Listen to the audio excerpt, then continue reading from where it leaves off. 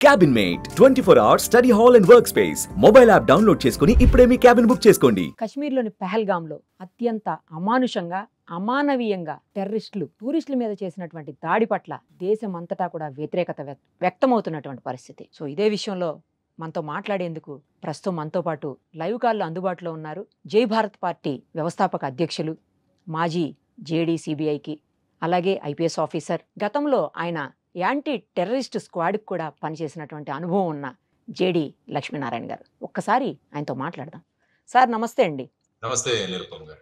Sir, మనం చూసాము అత్యంత ఘోరమైనటువంటి దారుణమైనటువంటి అంశం ఏంటంటే, అమానవీయమైనటువంటి సంఘటన ఏంటంటే, మతం ఏది అని అడిగి ఆ తర్వాత వాళ్ళని క్రూరంగా చంపటం దారుణమైనటువంటి విషయము.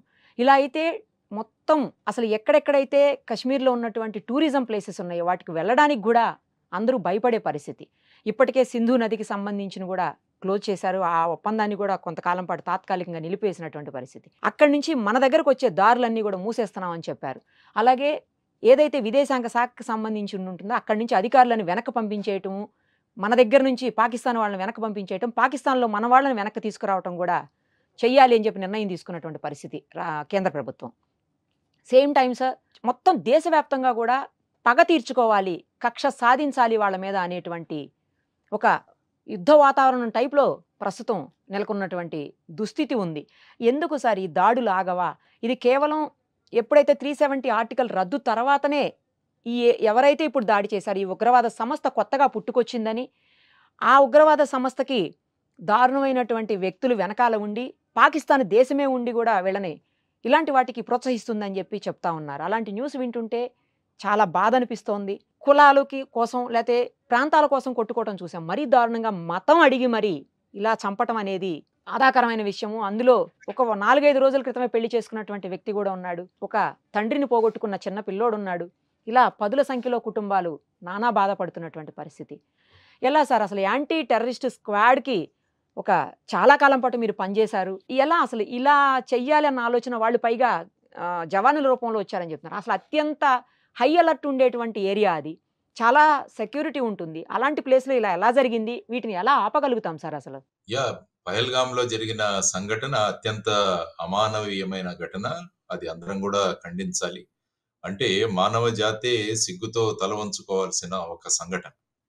సో అటువంటి సంఘటన వెనకాల ఏం జరిగింది, ఆ తర్వాత దాని వెనకాల ఉన్న పాకిస్తాన్ ఈ విధమైన చర్యలు తీసుకోవడానికి కారణం ఏంటన్న దాని గురించి మనం ఆలోచించాలి. ఏమైందంటే పాకిస్తాన్ యొక్క పరిస్థితి చాలా అధ్వానంగా ఉంది ఇప్పుడు మీరు చూస్తే. ఎందుకంటే ఇంతకు ముందు ఆఫ్ఘనిస్తాన్లో అమెరికా వాళ్ళు ఉండేవాళ్ళు. ఆఫ్ఘనిస్తాన్ దేశాన్ని అక్కడ అమెరికన్ వాళ్ళ సైన్యాలను పెట్టి అక్కడ పరిరక్షించుకుంటూ వచ్చింది. కానీ ఆ సమయంలో ఏమైందంటే అమెరికా పాకిస్తాన్ మీద ఆధారపడి ఉండేది. అందువల్ల పాకిస్తాన్కి అమెరికా యొక్క సపోర్ట్ ఉండేది. కానీ 2021వ సంవత్సరంలో అమెరికా కాబూల్ నుంచి, అంటే ఆఫ్ఘనిస్తాన్ నుంచి వెనక్కి వెళ్ళిపోయారు. దానివల్ల ఏమైందంటే పాకిస్తాన్ యొక్క సహాయం కానీ పాకిస్తాన్ యొక్క ఆధారం కానీ అమెరికాకు అవసరం లేకుండా పోయింది. దానివల్ల ఏమైందంటే అమెరికాతో మన సత్సంబంధాలు పోయాయా అన్నది ఒకటి. రెండవది, పాకిస్తాన్లో ఉన్న ఆర్థిక పరిస్థితి అత్యంత అధ్వానంగా ఉంది. కానీ ఇంతకు పూర్వం చూసుకుంటే మీరు చాలా సార్లు వారి ఆర్థిక పరిస్థితిని చక్కదిద్దడానికి అమెరికా అనేక వేళ వాళ్ళకి సహాయం చేసింది. కానీ ఈ కాలంలో పాకిస్తాన్కి ఎటువంటి సహాయం చేయడానికి అమెరికా అంగీకరించడం లేదు. అది నెంబర్ 1 ఫ్యాక్టర్. అంటే ఒకటి, అమెరికాతో ఉన్న సత్సంబంధాలు. ఆ తర్వాత నెంబర్ 2, వాళ్ళ ఆర్థిక పరిస్థితి కూడా అత్యంత ఘోరంగా ఉంది. ఆ తర్వాత ఏంటంటే మన గల్ఫ్ స్టేట్స్ ఏవైతే ఉన్నాయో, అంటే సౌదీ కానీ ఈ స్టేట్స్ ఏవైతే ఉన్నాయో వారు కూడా అప్పుడప్పుడు పాకిస్తాన్కి సహాయం చేస్తుండేవాడు వాళ్ళ ఆర్థిక పరిస్థితిని చూసి. కానీ ఆ స్టేట్స్ లోనే వాళ్ళ పరిస్థితి కూడా అంత గొప్పగా లేకపోవడం వల్ల ఇంతకు ముందు వాళ్ళు కూడా పాకిస్తాన్కి అప్పుడప్పుడు సహాయం చేసేవాళ్ళు. కాబట్టి వాళ్ళు కూడా ఆ ప్రయత్నాన్ని విరమించుకున్నారు. ఆ తర్వాత చైనా ముఖ్యంగా పాకిస్తాన్కి సపోర్ట్ చేస్తుందని మనం అనుకున్నాం. కానీ చైనా ఏదైతే అత్యంత ప్రతిష్టాకరంగా మొదలుపెట్టిన బెల్ట్ అండ్ రోడ్ ఇనిషియేటివ్ అన్నది ఒకటి ఉన్నది. అందులో చాలా అంశాలు పాకిస్తాన్లో వెళుతున్నాయి, కానీ చాలా ప్రాజెక్టులు పాకిస్తాన్లో నిలిచిపోయి ఉన్నాయి. ఈ 3 కారణాలు మనం చూసుకుంటే పాకిస్తాను ఎక్కడా కూడా ప్రపంచ పటంలో వారి యొక్క ప్రాధాన్యతను ఎక్కడా కూడా ప్రకటించుకోలేకపోతోంది. ఆ తర్వాత మీరు చూసుకుంటే పాకిస్తాన్‌లో ఉన్న అనిశ్చితి ఎప్పుడు కూడా రాజకీయంగా చూసుకుంటే ఎప్పుడు కూడా ఈ విధమైన అనిశ్చిత అక్కడ ఉంటుంది. ఆ తర్వాత అక్కడున్న అవినీతి. తర్వాతొచ్చేసి గవర్నెన్స్ సరిగా లేకపోవడం. సో, ఈ విధంగా ఏవైతే పాకిస్తాన్ వాళ్ళు మేము అది చేస్తాము, ఇది చేస్తామని చెప్పారో అవన్నీ కూడా చేయలేకపోతున్నారు. సో, ఈ విధమైన పరిస్థితి చూసుకుంటే, తర్వాత ఈ మధ్యలో చైనీస్ ఇంజినీర్సు, ప్రాజెక్ట్ సూపర్వైజర్‌లు అన్న వాళ్ళు బలూచ్‌లో ఉన్న టెర్రరిస్ట్‌లు చంపేశారు. ఒక ఘటన జరిగింది మీరు వినుంటారు. సో, ఈ విధంగా చూసుకుంటే అంతర్జాతీయ రంగంలో కూడా పాకిస్తాన్ అన్నది ఒక ఫేవరబుల్ నేషన్‌గా కాదు. అది టెర్రరిజంను ప్రోత్సహిస్తుందని అక్కడ ప్రధానంగా చెప్పబడుతుంది. సో, ఆ తర్వాతొచ్చేసి ఏదైతే తాలిబాన్ రెజీమ్ ఇప్పుడుందో కాబూల్‌లో, వారు కూడా పెద్ద పాకిస్తాన్‌తో అంత గొప్పగా సన్నిహితంగా లేరు. సో, ఈ విధమైన పరిస్థితులలో పాకిస్తాన్ ఏమి చెయ్యాలి అన్న స్థితి లేకుండా, ఆ విధంగా ఏదో ఒకటి మన ఉనికిని అన్నది ఒక సైడ్ తీసుకుంటే, భారతదేశం బ్రహ్మాండంగా ముందుకు వెళుతుంది. అంటే ఇంతకు ముందు ఎప్పుడు కూడా పాకిస్తాన్‌ను కశ్మీర్ గురించి ఏదైనా మనం తలపెడితే దానికి అడ్డుపడేది. కానీ ప్రస్తుతం ఉన్న ప్రభుత్వం మీరింతకు ముందు అన్నట్టు ఆగస్టు 5వ తారీఖు 2019న మనం ఆర్టికల్ 370 అన్నదాన్ని తీసేసాం. అబ్రిగేషన్ ఆఫ్ ఆర్టికల్ 370 అంటాం. ఆ తర్వాత కశ్మీర్‌కు స్పెషల్ స్టేటస్ తీసేసి దానిలో 2 యూనియన్ టెరిటరీగా చేసి, అంటే పాకిస్తాన్ ఏమాత్రం కూడా ప్రభావం దీని మీద చూపలేకపోయింది. మన ప్రభుత్వం బ్రహ్మాండంగా ముందుకు వెళుతుంది. అది వాళ్ళకొక పెద్ద చెంపపెట్టు. ఆ తర్వాత చూస్తే మనం ఎన్నికలు కూడా చక్కగా నిర్వహించారు. అక్కడ ప్రజా ప్రభుత్వం కూడా ఏర్పడింది. సో, ఈ విధమైన పరిస్థితిలో ఒకవైపు జేడీ వాన్స్ మన అమెరికా యొక్క వైస్ ప్రెసిడెంట్ భారతదేశ పర్యటన సందర్భంగా సాధారణంగా ఏమవుతుందంటే అక్కడ కూడా పర్యటనలు జరుగుతుండేవి ఇంతకుముందు. కానీ జేడీ వాన్స్ పర్యటనలో ఎక్కడా కూడా పాకిస్తాన్‌లో వెళ్ళే ప్రసక్తే లేదు అన్నది ఆయన టూర్ ఐటినరీలో వచ్చింది. సో, ఇటువంటి పరిస్థితిలో మనం ఏం చేయాలి అన్నది, తరువాత మన గల్ఫ్ దేశాలతో మన సంబంధాలు కూడా చక్కగా పెరుగుతున్నాయి. ముఖ్యంగా నరేంద్ర మోడీ గారు ఎప్పుడైతే సౌదీ అరేబియాలో ఉన్నారో, ఇంతకుముందు అదే దేశం పాకిస్తాన్‌కి భారతదేశంతో జరిగిన యుద్ధాలతో, ముఖ్యంగా 1971లో జరిగిన యుద్ధంలో సౌదీ వారు పాకిస్తాన్‌కు సహాయం చేశారు.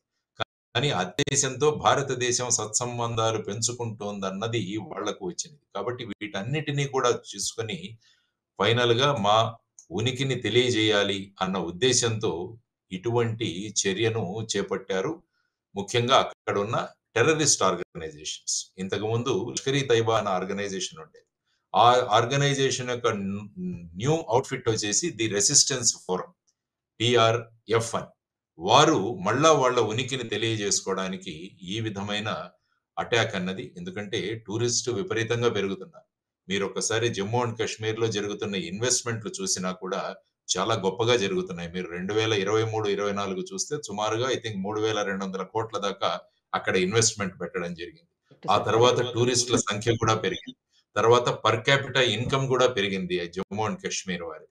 సో, ఈ విధమైన పరిస్థితులలో మరి ఏం చేయాలి? ఔట్ ఆఫ్ డెస్పరేషన్ ఆ విధంగా వాళ్ళు ఈ విధంగా చేసిన చర్య అని నేను అంటాను నిరుపమ్ గారు. సార్ అంటే ఇప్పుడు మాకేం సంబంధం లేదని ఏదో కల్లబుల్లి మాటలు చెప్తుంది గానీ పాకిస్తాన్ దీని వెనక ఖచ్చితంగా 1000% పాకిస్తానే ఉందనేది నిర్వివాదాంశం సార్. ఇప్పుడు ఏదైతే సంఘటన జరిగిందో ఇంత పెద్ద ఘటన ఈ మధ్య కాలంలో జరగలేదు అని చెప్తా ఉన్నారు. మీరు యాంటీ టెర్రరిస్ట్ స్క్వాడ్‌కి కూడా అంతకుముందు గతంలో పనిచేసున్నారు కాబట్టి, ఆ అనుభవంతో చెప్పండి సార్. ఇలా అంటే హై సెక్యూరిటీ ఉన్న దగ్గర కూడా ఇలా ఎలా చేయగలిగారు అనేది ఇప్పుడు పెద్ద క్వెషన్ మార్క్ లాగా కనిపిస్తోంది. అంటే మీరన్నట్టు పాకిస్తాన్ మాకేం సంబంధం లేదు అని మాట్లాడుతున్నారు. యాక్చువల్‌గా మీరు ఏప్రిల్ 15న ఆ పాకిస్తాన్ యొక్క army chief general Asim Munir అన్నాయన మాట్లాడాడు. ఎక్కడ? అది కూడా ఆయన ఒక పెద్ద సభలో ఓవర్‌సీస్ పాకిస్తానీ కన్వెన్షన్ ఇన్ ఇస్లామాబాద్‌లో ఏప్రిల్ 15న ఆయన ఏం మాట్లాడారు అంటే, మా దేశంలో మా మతాలు వేరు, మా ఆచారాలు వేరు, మా ట్రెడిషన్స్ వేరు, మా ఆలోచనలు వేరు, మా ఆకాంక్షలు వేరు. కాబట్టి ఏదైతే 2 నేషన్ థియరీ అన్నదానికి వల్ల ఈ 2 దేశాలు ఏర్పడ్డాయి.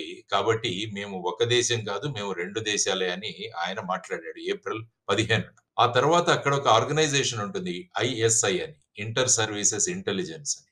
వారు కూడా ఇంతకు ముందు మన కార్గిల్ యుద్ధం కావచ్చు, వీటిలో కూడా అక్కడ ఉన్న లోకల్ టెర్రరిస్టులు వాళ్ళ సహాయంతో ఈ విధంగా భారతదేశం మీద భారతదేశ పోస్టులు అవి ఆక్యుపై చేయడం జరిగింది. కాబట్టి పాకిస్తాన్ మాకు సంబంధం లేదు అన్న ఏదైతే వాళ్ళు కామెంట్స్ చేశారో దాంట్లో ఏమాత్రం తథ్యం లేదు అని నేను అనుకుంటాను. సో ఆ విధంగా చూసుకుంటే ఈ మునీర్ అనే ఆయన మళ్ళా ఒకసారి కాశ్మీర్ దీని గురించి మాట్లాడాడు. ఆ తర్వాత దాన్ని ఇచ్చి ఇది మాది మాకొక ముఖ్యమైన నాడి, జుగులర్ వెయిన్ అంటారు. అది మాకు కశ్మీర్ అన్నది మాకు విధంగా అని మనం అంటాం. సో ఈ విధంగా వారు చెబుతున్నప్పుడు మనం ఖచ్చితంగా చెప్పాం, సత్సంబంధాలు పెట్టుకుంటారా పెట్టుకోండి. అందుకనే ఎప్పుడు కూడా అంటుంటాం, ఆప్ ఖీర్ మాంగే తో హమ్ ఖీర్ దేంగే, కశ్మీర్ మాంగే తో హమ్ చీర్ దేంగే అన్నది మన ఆర్మీ యొక్క ముఖ్యమైన నినాదం. మీరు మమ్మల్ని పాయసం అడగండి, మేము మీతో పాటు వస్తాం. అటల్ బిహారీ వాజ్పేయి గారు కూడా అప్పుడు నమ్మి వారు అప్పుడు నవాజ్ షరీఫ్ తో అక్కడ మన బస్సు యాత్ర ఇవన్నీ కూడా జరిగాయి. ఆ తర్వాత వాళ్ళు దానికి పర్యవసనంగా కార్గిల్లో వాళ్ళ ప్రభావం చూపించారు. అందుకనే మీరు మాతో సఖ్యంగా ఉండాలంటే మేము ఉంటాం, కానీ మీరు కశ్మీర్ను గనక అడిగితే ఆమె చీర్ దేంగే అంటారు. సో ఈ విధమైన పరిస్థితులు ఉన్నాయి. కాబట్టి ఈ పరిస్థితులు మెరుగవ్వాలని భారతదేశం నుంచి ప్రయత్నం జరుగుతున్నా కూడా ఎలాగైనా భారతదేశాన్ని ఈ విధంగా ప్రభావితం చూపించాలి. వాళ్ళు డైరెక్ట్ గా యుద్ధంలో మనతో యుద్ధం చేయలేరు.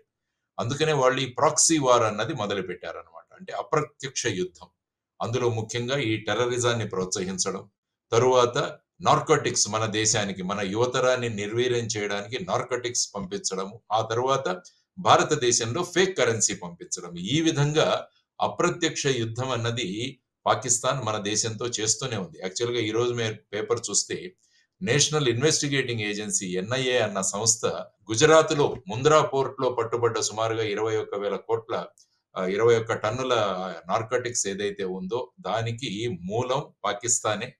భారతదేశానికి వీటిని సప్లై చేసి నార్కో టెర్రరిజాన్ని ప్రమోట్ చేయడానికి ఆ ఫండ్స్ ని తీసుకురావడానికి పాకిస్తాన్ ప్రయత్నం చేస్తోందని ఎన్ఐఏ కూడా కోర్టులో వాదించింది. సో ఇటువంటి పరిస్థితులలో ఈ సంఘటన జరగడం అన్నది దీనన్నిటికీ మూల కారణం ఖచ్చితంగా పాకిస్తాన్ ప్రభుత్వం యొక్క ప్రమేయం, అక్కడ ఉన్న ఐఎస్ఐ ఏజెన్సీలు, ఆ తర్వాత అక్కడ ఉన్న టెర్రరిస్ట్ సంస్థలు, వీటన్నిటి యొక్క ప్రోద్బలం వల్ల నిన్న మన పహల్గాంలో జరిగిన ఘటనకు ప్రధానమైన కారణం అని మనం చెప్పుకోవచ్చు.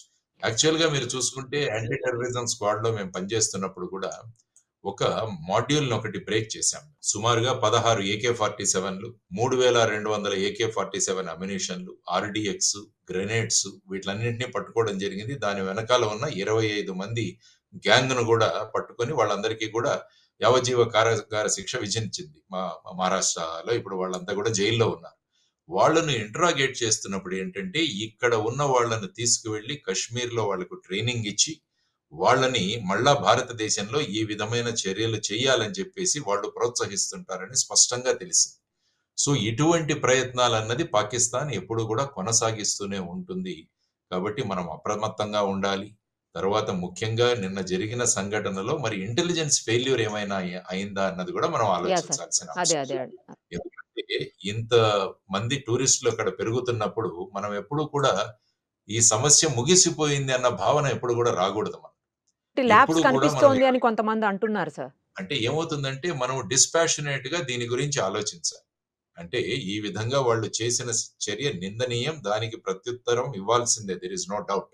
కానీ మన ఇల్లు కూడా ఒకసారి చక్కదిద్దుకోవడం చాలా అవసరం అన్నది ఇంటెలిజెన్స్ మార్ఫత్ వాళ్ళ గురించి మీరు ఆలోచిస్తే ఒక ఇంటెలిజెన్స్ ఫెయిల్యూరా ఇది, దీనికి కారణం ఏంటి, మనము కాంప్లసెంట్ గా ఉండిపోయామా అన్నది కూడా ఆలోచించాలి.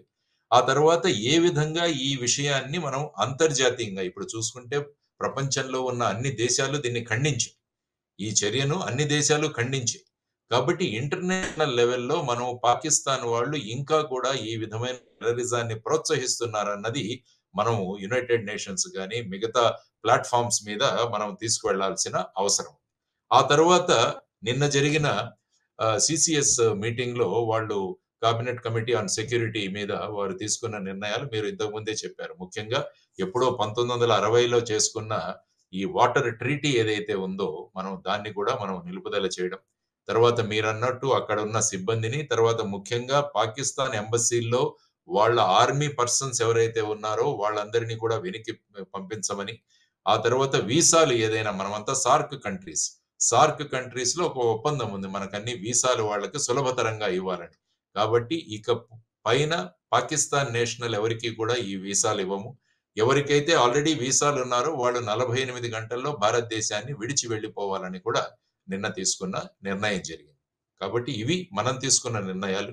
అంతర్జాతీయ ప్లాట్‌ఫార్మ్ మీద ఈ విధమైన పాకిస్తాన్ యొక్క నిజ స్వరూపాన్ని ప్రకటించడం. ఆ తరువాత ముఖ్యంగా మన ఇంటెలిజెన్స్ ఏమైంది అన్న దాన్ని కూడా మళ్ళా ఒక్కసారి డిస్కస్ చేసుకొని దాంట్లో మనకెక్కడైనా షార్ట్ కమింగ్స్ ఉన్నాయా? ఎక్కడైనా లూప్ హోల్స్ ఉన్నాయా? అన్నవి కూడా చేసుకొని ఆ విధంగా ముందుకు వెళ్ళాలి. ఆ తర్వాత పాకిస్తాన్ మీద ఎటువంటి చర్యలు మీరు చూసుకుంటే పుల్వామా సంఘటన జరిగిన తర్వాత భారతదేశం నుంచి సర్జికల్ స్ట్రైక్స్ చేయడం జరిగింది. అక్కడ ముఖ్యంగా బాలాకోట్ ఆ పరిసర ప్రాంతాల్లో ఈ టెర్రరిస్ట్ క్యాంపులు ఏవైతే ఉన్నాయో వాటన్నిటిని కూడా సమూలంగా నాశనం చేయడం జరిగింది ఆ సందర్భంగా. సో ఇప్పుడు ఏ విధంగా మనం మిలిటరీ చర్యలు ఏ విధంగా తీసుకోవాలన్న దాని గురించి ఆచితూచి దాని గురించి తీసుకోవాల్సిన అవసరం ఉంది. తీసుకోవాలి ఖచ్చితంగా. టెర్రరిజాన్ని ఎవరైతే ప్రోత్సహిస్తున్నారో వారి మీద ఎక్కడా వెనుకంజ. ఎలాగైతే ఇజ్రాయెల్‌లో మీరు చూస్తే హమాస్ వాళ్ళు ఏ విధంగా గాజా స్ట్రిప్‌లో అక్కడ అల్లకల్లోలం సృష్టిస్తున్నారన్న దృష్టిలో ఇజ్రాయెల్ కంటిన్యూయస్ గా అక్కడ అటాక్స్ చేస్తూనే ఉంది. సో అటువంటి పరిస్థితులలో మనం ఏం చేయాలి అన్నది ఖచ్చితంగా కేంద్ర ప్రభుత్వంలో ప్రధానమంత్రి గారి అధ్యక్షతన తర్వాత మిగతా రాజకీయ పక్షాలన్నీ కూడా దీన్ని ఖండించాయి. ఖచ్చితంగా పాకిస్తాన్ మీద చర్యలు ఉండాలి అన్నది మీరన్నట్టు దేశం కోరుకుంటోంది. ఎందుకంటే ఈ విధమైన సంఘటన ఇంతకు ముందు వచ్చి కాల్పులు జరిపేవాళ్ళు గాని ఈసారి జరిగిన సంఘటనలో ఏంటంటే మీరన్నట్టు మీరు ఏ మతానికి చెందిన వాళ్ళు అని ప్రత్యేకంగా అడిగి ఆ కన్ఫర్మేషన్ చేసుకొని ఆ తర్వాత వాళ్ళను చంపడం అన్నది ఇది నెక్స్ట్ లెవెల్ కి టెర్రరిజం వెళ్ళిందని మనం చెప్పుకోవాల్సిన అవసరం. సో ఈ దారుణంగా విధంగా ప్యాంటులు కూడా తీసి చూసి చెక్ చేసి అదేనమ్మా. సో ఈ విధంగా చేయడం అన్నది చాలా నిందనీయం. సో ఈ విధంగా మన చర్యలు ఉండాలన్నది మనం అందరం కూడా అనుకోవాల్సింది. సార్ ఇప్పుడు సరిహద్దులు మూసివేశారు. రావడానికి వీలు లేకుండా చేశారు. తర్వాత కొన్ని ఒప్పందాలన్నిటిని కూడా పక్కకు పెట్టేసేటువంటి పరిస్థితి. వీటి వల్ల ఏమన్నా యూజ్ ఉంటుందా సార్? అంటే కొంతవరకైనా అక్కడి నుంచి మనకి ఉగ్రవాదులు వచ్చే అవకాశాలేమన్నా తగ్గే పరిస్థితులుంటాయా? లేకపోతే ఇదేమో పెద్దగా ఉపయోగం ఉండకుండా ఇక్కడ ఏదన్నా మనం గట్టి చర్యలు తీసుకుంటే తప్పించి అలా జరగకుండా ఉండే అవకాశం ఉంటుందా సార్? మీ అనుభవంతో చెప్పండి ఒక్కసారి. ఈ ఈ అంటే ఈ చర్యలన్నవి మనం తీసుకోవాలి. డెఫినెట్‌గా. ఎందుకంటే ముఖ్యంగా 65 సంవత్సరాల పూర్వమున ఇండస్ వాటర్ ట్రీటీ ఏదైతే ఉందో దానివల్ల ఏమవుతుందంటే ఇక్కడి నుంచి 3 నదుల్లోంచి నీళ్లు అటు సైడ్‌కి వెళ్ళాలక్కడ. ముఖ్యంగా భారతదేశం నుంచి 3 నదుల్లో వెళ్ళే సట్లెజ్, బియాస్, రావి అన్నది మన భారతదేశానికి కేటాయించింది. అదే మీరు తీసుకుంటే ఇండస్ అంటే సింధు, జీలం అండ్ చీనాబ్ అన్నవి పాకిస్తాన్‌కి కేటాయించింది. కాబట్టి ఈ నదులలోంచి పాకిస్తాన్‌కు మన దగ్గర ఉన్న నదుల్లోంచి అక్కడికి నీళ్లు వెళ్ళాలి అన్న దాన్ని మనం ఆపివేశాం. అంటే ఇక్కడ ఉన్న ఈ నదులలో ఉన్న నీళ్లకు మళ్ళా మన ఎత్తును పెంచి లేకపోతే మళ్ళా చెక్ డ్యామ్స్ లాంటివి నిర్మించి దానివల్ల ఏమవుతుందంటే పాకిస్తాన్ మళ్ళా ఆర్థికంగా ఎందుకంటే ఈ నీళ్లు వాళ్ళకి వ్యవసాయానికి కావాలి. కాబట్టి ఈ నీటిని మేము నిలిపివేస్తున్నామని వారు చెప్పడం జరిగిందన్నమాట. ఇది ఒక చర్య.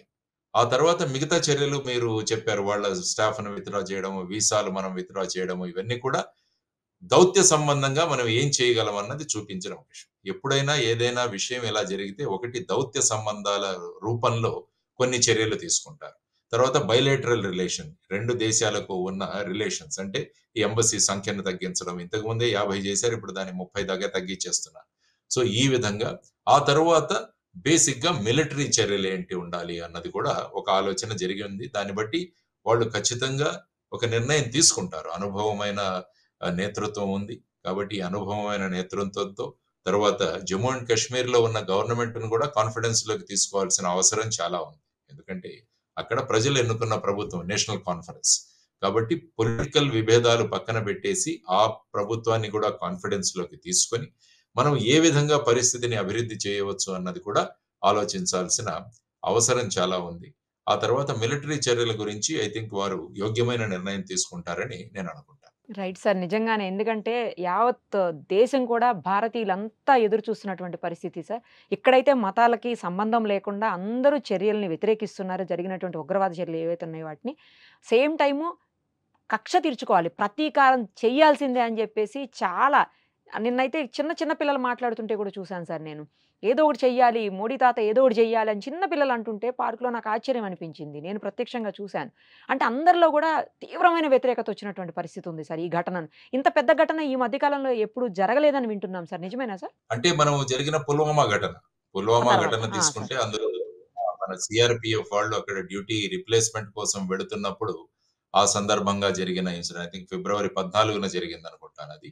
ఆ రోజు పుల్వామా సంఘటన జరిగి సుమారుగా 43 మంది సిఆర్‌పిఎఫ్ జవాన్లు ప్రాణాలు కోల్పోవడం జరిగింది. ఆ తర్వాత జరిగాయి సర్జికల్ స్ట్రైక్స్.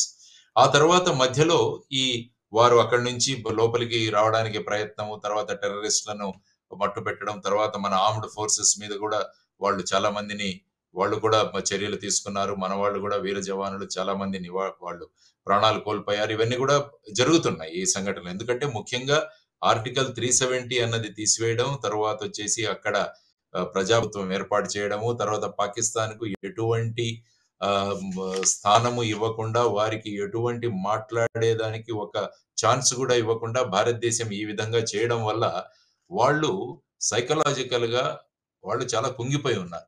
తర్వాత నేను ఇంతకుముందు చెప్పినట్టు ఆర్థికంగా కుంగిపోయి ఉన్నారు. ఆ తర్వాత అమెరికాతోనూ మిగతా దేశాలతో ఉన్న సత్సంబంధాల మీద కూడా వాటి ప్రభావం, ముఖ్యంగా China belt and road initiative యొక్క ప్రభావం, వీటన్నిటి మీద బలూచిస్తాన్‌లో జరుగుతున్న విషయాలు, వీటన్నిటిని కలుపుకొని పాకిస్తాన్ ఒక డెస్పరేట్ స్టేట్‌లో ఉందన్నమాట. అంటే ఇంక ఏదో ఒకటి చెయ్యాలి, లేకుంటే మా ఉనికి ఇంకా ఉండదేమో అన్న భావన వాళ్ళలో వచ్చిన అయిపోతదేమోననే తర్వాత భయం. యాహ్! సార్. ఆ భయము, తర్వాత ఏప్రిల్ 15న ఆ జనరల్ మునీర్ మాట్లాడిన విషయాలు, వీటన్నిటిని అంచుకొని ఈ కొత్త టెర్రరిస్ట్ సంస్థ ఏదైతే ఉందో వాళ్ళ ఉనికిని కూడా చాటుకోవడానికి ఇవన్నీ కలిపి ఈ విధంగా జరిగిన చర్య అని నేను అనుకుంటాను. Right sir. Thank you sir. Thank you so much. Suman టీవీలో మీ పర్సనల్ అండ్ బిజినెస్ ప్రమోషన్స్ కోసం కింది నెంబర్కి కాంటాక్ట్ చేయండి.